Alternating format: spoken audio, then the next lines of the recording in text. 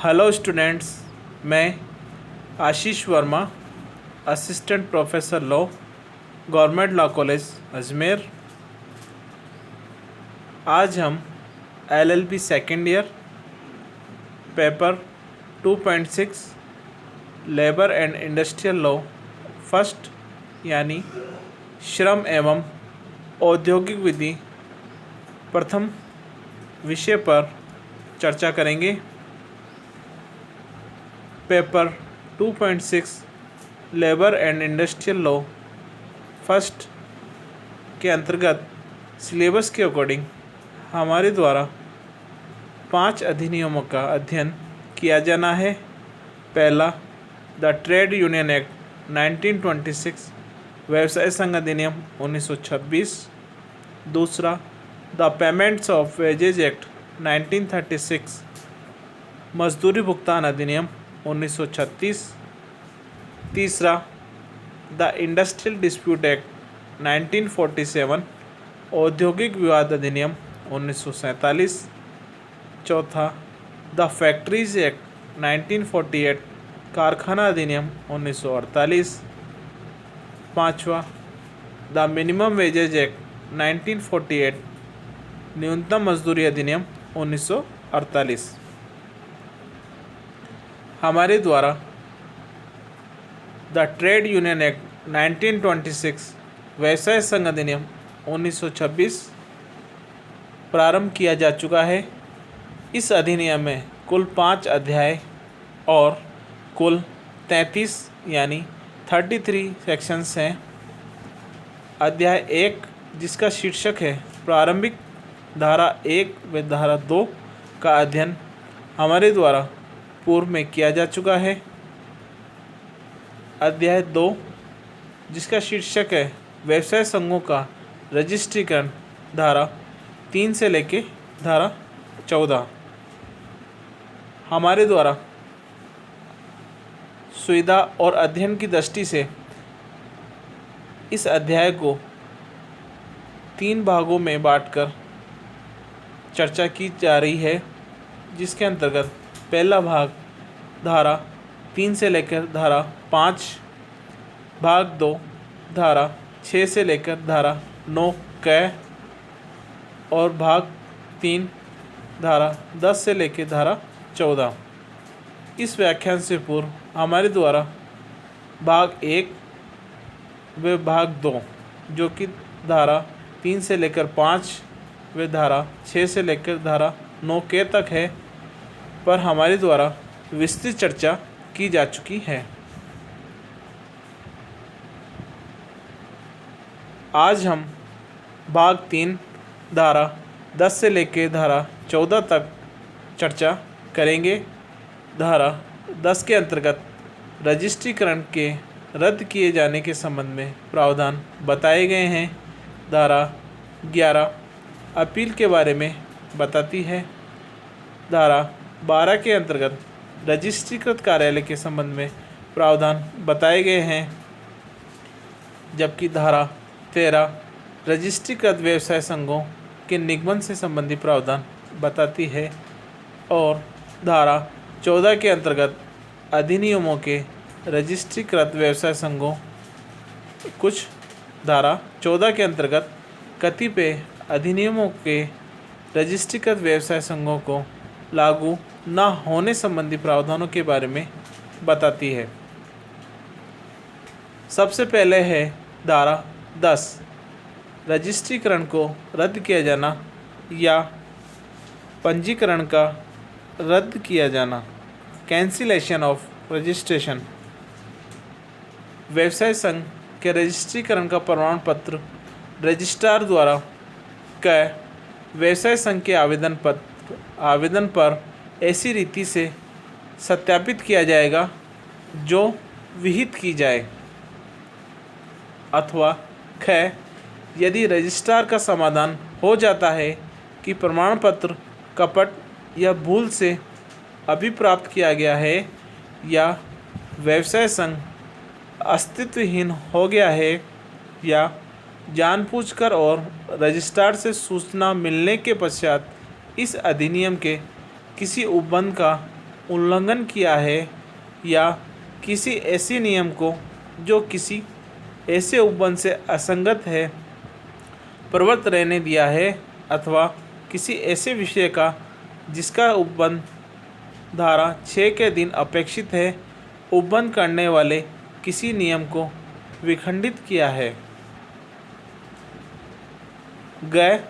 यदि रजिस्ट्रार का यह समाधान हो जाता है कि किसी रजिस्ट्रीकृत कर्मकार व्यवसाय संघ के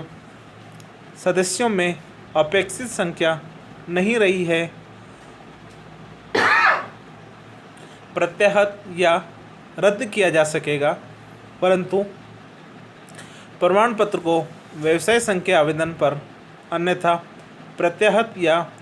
रद्द करने से पूर्व रजिस्ट्रार व्यवसाय संघ को लिखित रूप में कम से कम 2 माह पूर्व की सूचना देगा, जिसमें वह आधार में निर्दिष्ट किया जाएगा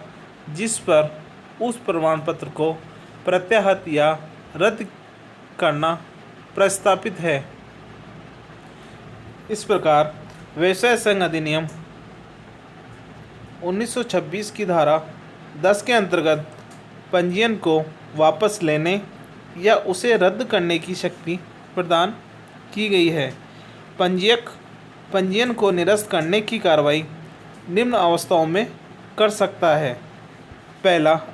यदि व्यवसाय संघ ने आवेदन पत्र प्रस्तुत कर व्यवसाय संघ को रद्द कराने की प्रार्थना प्रस्तुत की है, या दूसरा, यदि पंजीयक इस बात से संतुष्ट है कि उक्त प्रमाण पत्र व्यवसाय संघ द्वारा कपटपूर्वक तरीके अथवा भूलवश प्राप्त किया गया है, अथवा तीसरा, व्यवसाय संघ का अस्तित्व नहीं रह गया है, अथवा चौथा,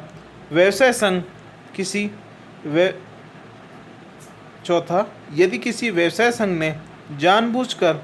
पंजीयक द्वारा चाही गई सूचना प्राप्त करने के पश्चात इस अधिनियम के किन्हीं उपबंधों का उल्लंघन किया है, अथवा उस व्यवसाय संघ ने ऐसे नियमों को रद्द करने संबंधी सूचना दिए जाने के पश्चात भी जारी रखा है जो अधिनियम के उपबंधों से विसंगतिपूर्ण है, अथवा पांचवा, यदि व्यवसाय संघ के प्राथमिक उद्देश्य जब सांविधिक उद्देश्य नहीं रह गए हैं, अथवा छठा, अधिनियम की धारा 6 के अंतर्गत किसी नियम को बनाए रखने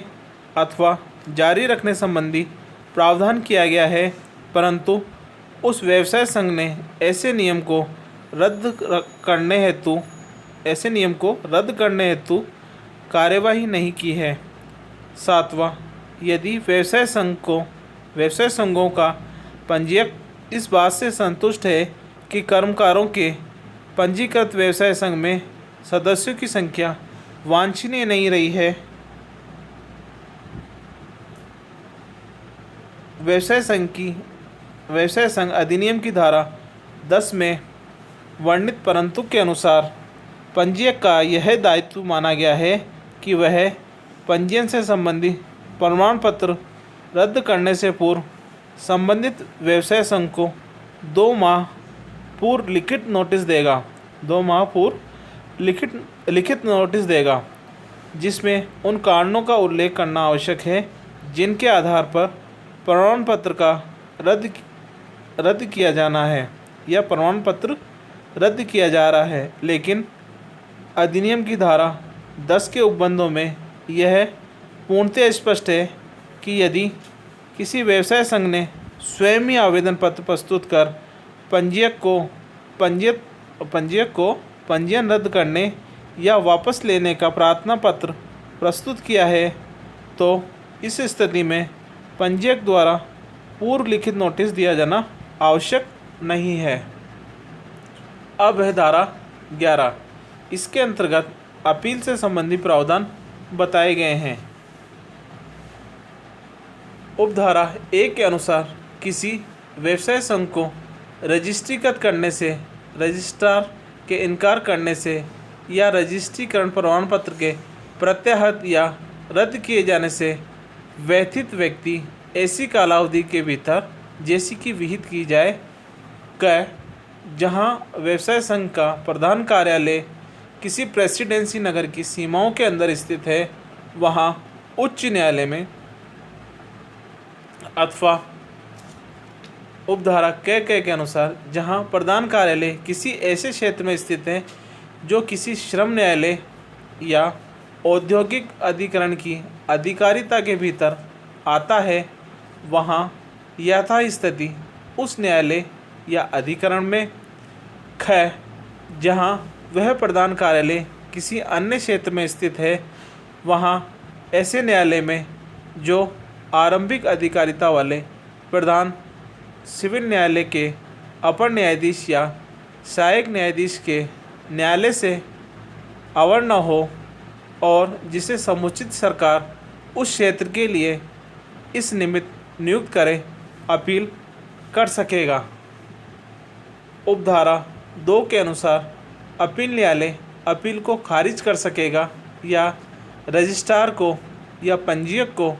यह निर्देश देने वाला आदेश पारित कर सकेगा कि वह संघ को रजिस्ट्रीकृत करे और धारा 9 के उपबंधों के अधीन रजिस्ट्रीकरण प्रमाण पत्र जारी करे या यथास्थिति प्रमाण पत्र के प्रत्याहरण या रद्दकरण के आदेश को अपास्त करने वाला आदेश पारित कर सकेगा और रजिस्ट्रार ऐसे आदेश का अनुपालन करेगा। उपधारा 3 के अनुसार अपील न्यायालय उपधारा 1 के अधीन अपील के प्रयोजन के लिए या वशक्य उसी प्रक्रिया का अनुसरण करेगा जिसका उसे वही शक्तियाँ होगी जो सिविल प्रक्रिया संहिता 1908 के अधीन किसी वाद का विचारण करते समय वह अनुसरण करता है या उसे होती है और यह भी निर्देश दे सकेगा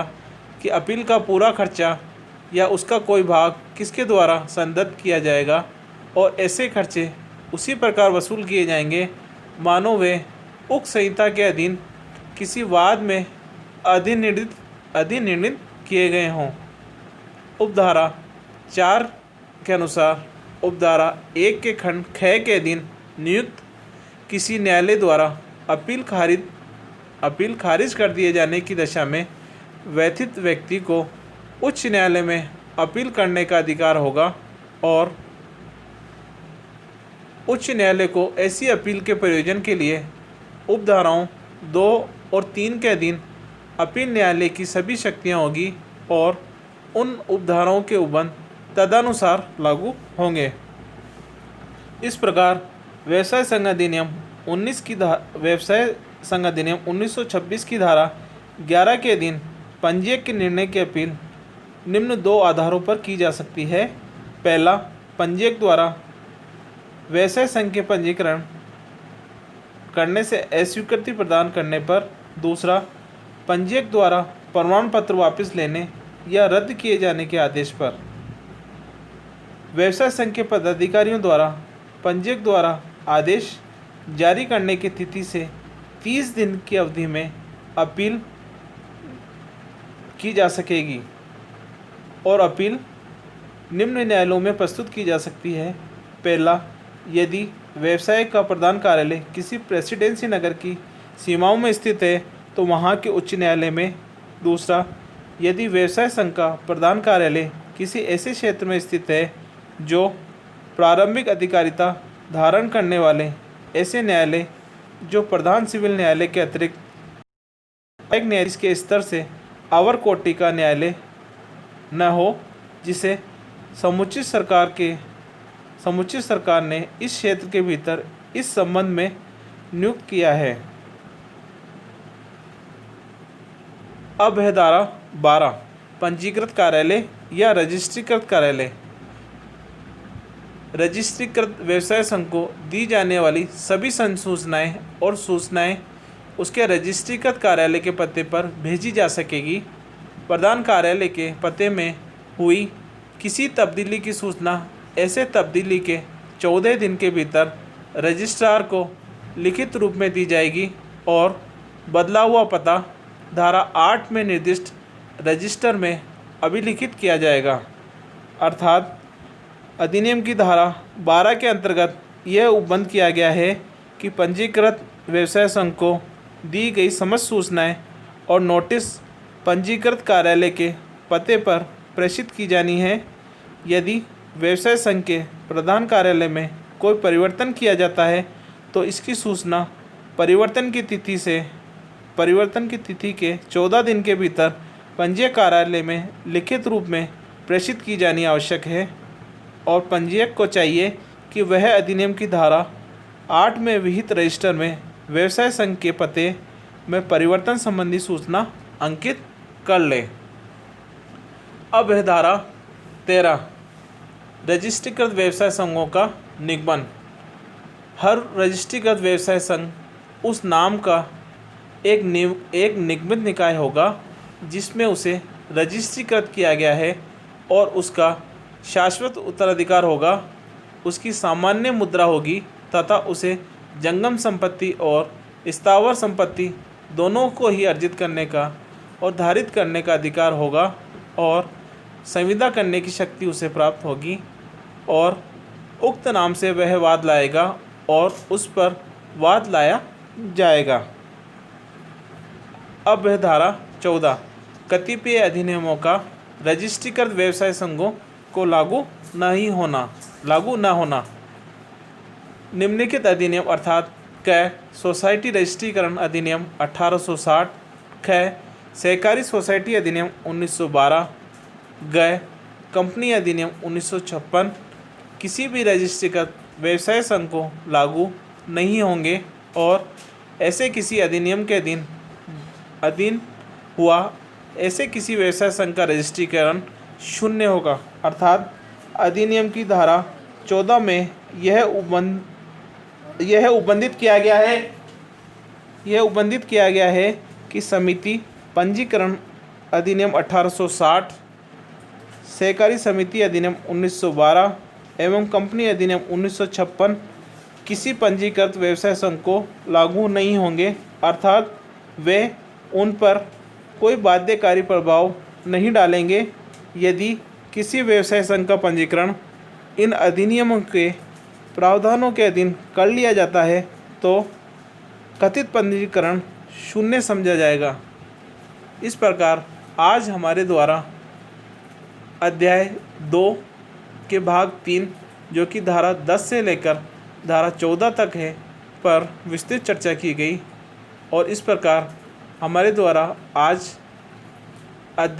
इस अधिनियम व्यवसाय संघ अधिनियम 1926 का अध्याय 2 जो कि धारा 3 से लेकर धारा 14 तक है जिसे हमने अध्ययन और सुविधा की दृष्टि से 3 भागों में विभाजित कर अध्ययन या विस्तृत चर्चा की है जिसमें भाग ए धारा 3 से लेकर धारा 5, भाग 2 धारा 6 से लेकर धारा 9 के और आज हमने भाग 3 धारा 10 से लेकर धारा 14 तक विस्तृत अध्ययन किया है। धन्यवाद।